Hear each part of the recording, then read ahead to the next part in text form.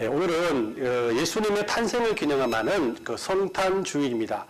원래 성탄절이라고 하면은 12월 25일이지만은 12월 25일이 원래는 주일이 아니기 때문에 많은 교회들은 주일인 오늘 24일을 성탄 주일로 지키고 내일 또 25일 날은 성탄 예배로 따로 예배를 드리게 됩니다.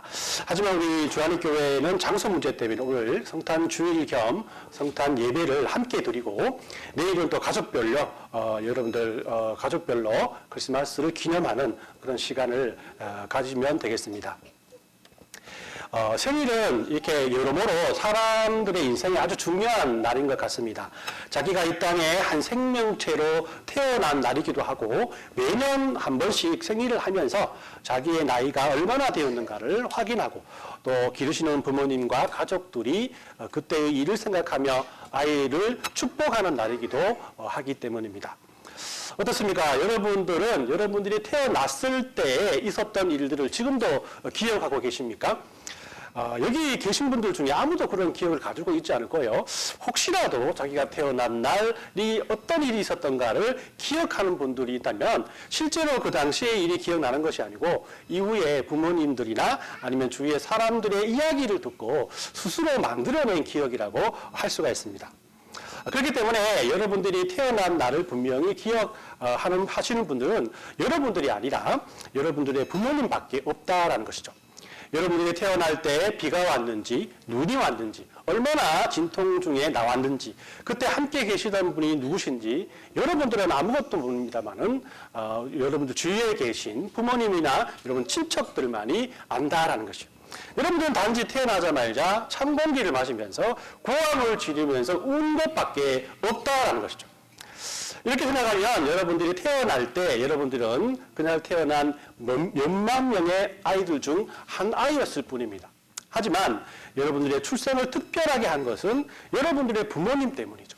여러분들의 부모님 때문에 많은 사람들로부터 축복을 받는 사람이 되었고 아주 소중하고 특별한 아이가 된 것이라고 할 수 있습니다. 그래서 한국 사람들은 아이가 태어난 지 100일이 되면 100일 잔치를 하고 또 1년이 되면 돌잔치를 열어두죠. 많은 사람들이 이때 건강하게 자라난 아이를 축하해 줍니다. 선물도 많이 받고요. 맛난 음식도 많이 하게 됩니다. 하지만 정작 그 선물과 음식은 실제로 그 아이에게 가는 것이 아니라 그 부모님에게 돌아간다는 것이죠. 왜입니까? 그 부모님이 아이를 낳았기 때문에 부모님의 공이 더 크다라고 할 수가 있는 겁니다. 우리는 이 성탄절이 되면 어떤 면에서 구유에 누이신 아기 예수님께만 초점을 맞출 때가 많습니다.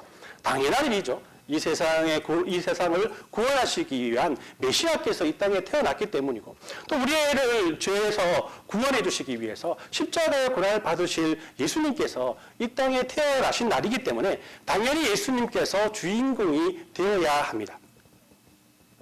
하지만 앞에서도 말씀드렸듯이 한 아이가 이 땅에 태어난다는 것은 그 아이만을 위한 것이 아니죠.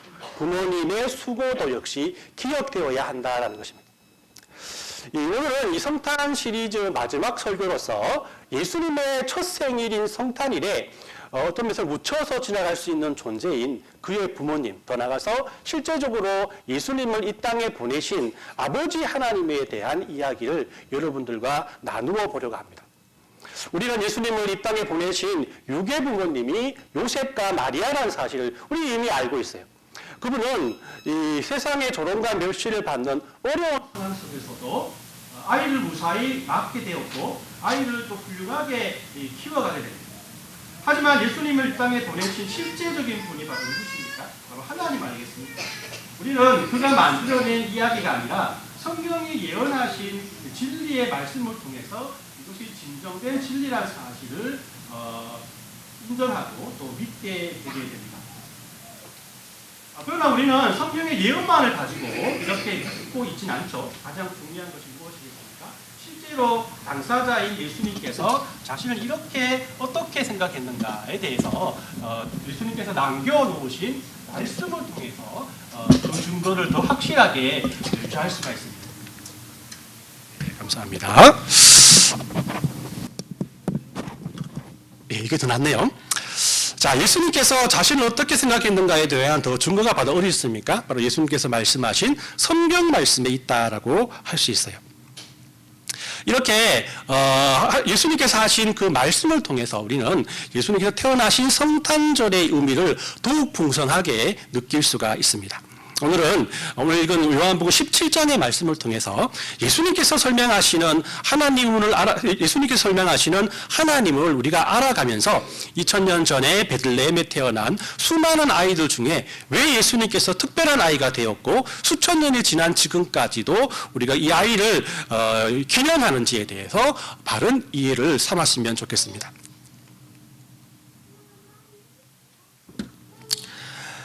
첫 번째로 예수님은 하나님께서 자신을 이 땅에 보내셨다라고 우리에게 말씀을 하시죠. 하나님을 아버지라고 처음 부르는 분은 예수님밖에 없습니다. 구약의 어디를 살펴봐도 하나님은 경배의 대상자이고 무엇인가 잘못하면 두려워해야 하시는 그런 분이셨어요. 아버지라고 직접 부르지는 못하는 존재였다라는 것입니다. 하지만 예수님은 하나님을 아버지라고 부르고 계시죠. 예수님께서 하나님 앞에 기도하실 때 여호와 하나님, 아도나이라고 하나님을 부르시지 아니하시고 아바 아버지라고 하나님을 부르셨어요. 아바라는 것은 아람어로 아빠라는 의미를 가지고 있습니다.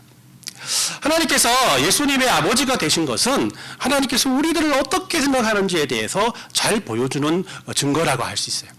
하나님께서는 이 땅을 구원하시기 위해서 굳이 사람의 형상으로 아들을 보낼 필요가 없는 거죠. 천사를 대신 보내거나 선지자와 같은 믿음 있는 사람들을 보내셔서 말씀을 선포하게 하시고 사람들을 변화시키면 되는 겁니다.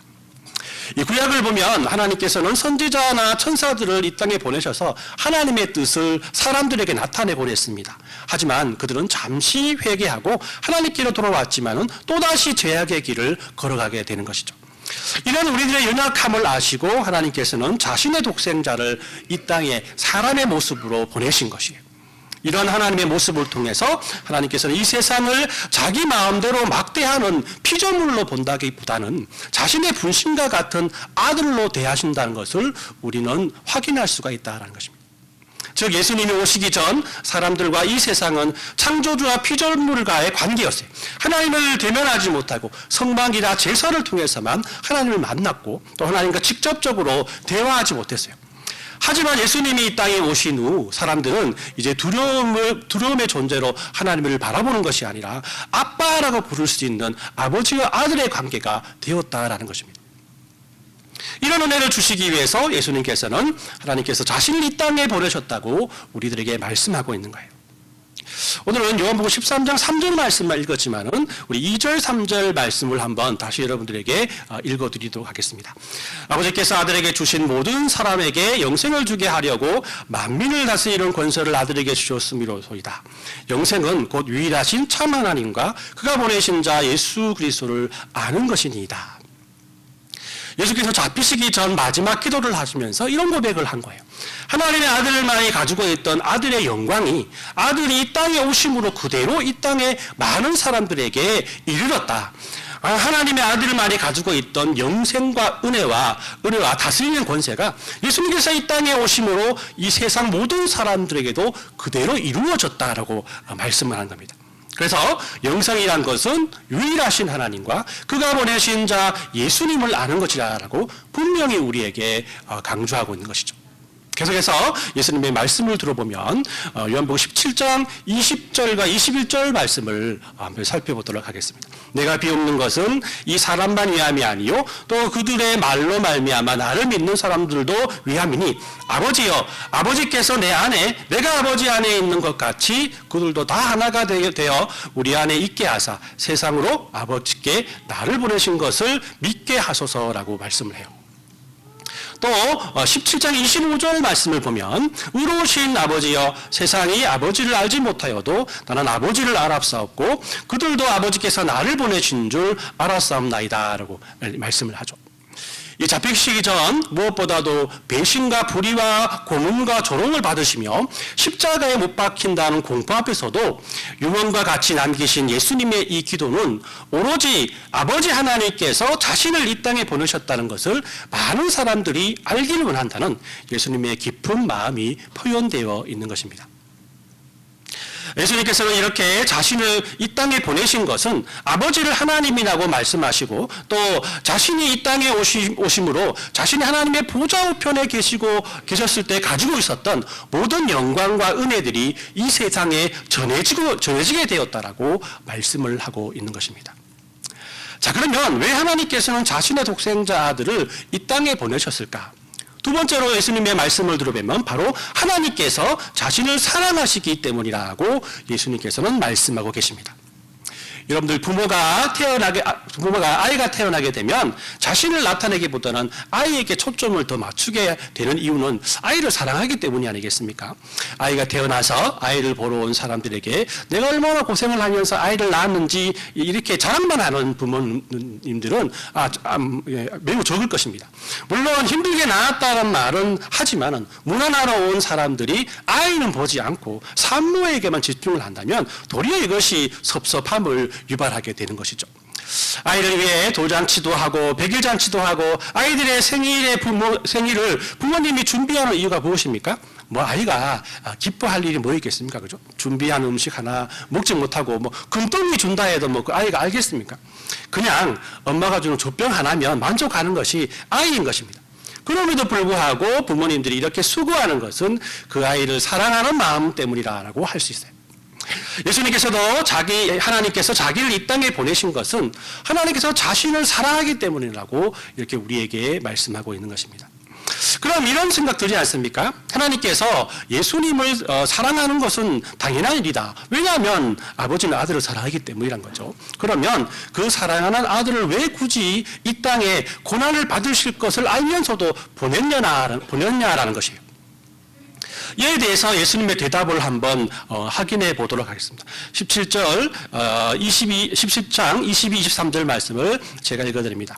곧 내가 그들 안에 있고 아버지께서 내 안에 계시어 그들로 온전함을 이루어 하나가 되게 하려 함은 아버지께서 나를 보내신 것과 또 나를 사랑하신 같이 그들도 사랑하신 것을 세상으로 알게 하려 함이로소이다라고 말씀을 하죠.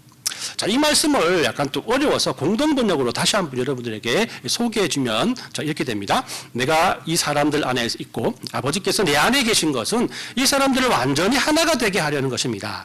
이것은 세상으로 하여금 아버지께서 나를 보내셨다는 것을 알게 하려는 것이며 또 아버지께서 나를 사랑하신 것처럼 이 사람들도 사랑하셨다는 것을 알게 하려는 것입니다. 라고 번역해 놓았습니다. 하나님께서 예수님을 이 땅에 보내신 것은 이렇게 하나님께서 예수님을 사랑하듯이 이 세상을 사랑하심을 많은 사람들에게 알리려 했기 때문이라고 말씀을 우리에게 하고 계신다라는 것이죠. 우리 말씀을 제가 정리합니다. 이렇게 하나님의 아들은 그 사랑하시는 아버지 하나님의 사랑을 우리에게 전하기 위해서 이 땅에 보내심을 받았습니다. 그리고 아버지 하나님은 자신이 피조물을 얼마나 사랑하는지를 우리에게 알려주기 위해서 자기 아들을 이 땅에 보내신 분이시라는 것이죠. 이렇게 성탄은 보냄을 받은 예수님만을 축복하는 날이 아니고 그분을 이 땅에 보낸 아버지 하나님을 함께 찬양하고 경배하는 날입니다. 이렇게 자신의 아들을 이 땅에 보내신 하나님의 사랑은 첫 번째 성탄에서 끝나지 않으셔요.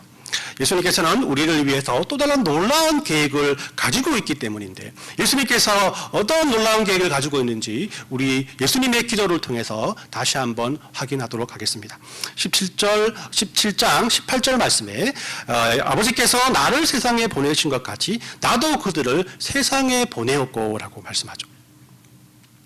성부 하나님께서 아들을 세상에 보내신 것 같이 성자 예수님께서도 이제 우리를 세상에 보내신다라고 말씀하고 계십니다. 단지 이 세상에 더 잘 먹고 더 잘 살게 하기 위해서 이 땅에 우리를 보내신 것이 아니고 우리로 하여금 할 수 있는 한 많은 사람들에게 아버지께서 아들을 보내어 죽게 하심으로 우리의 죄가 용서받고 영생을 얻게 되었다는 거룩한 하나님의 사랑을 세상에 전하게 하기 위해서 예수님께서 우리를 다시 이 세상에 보내신다라고 말씀을 하고 있는 겁니다.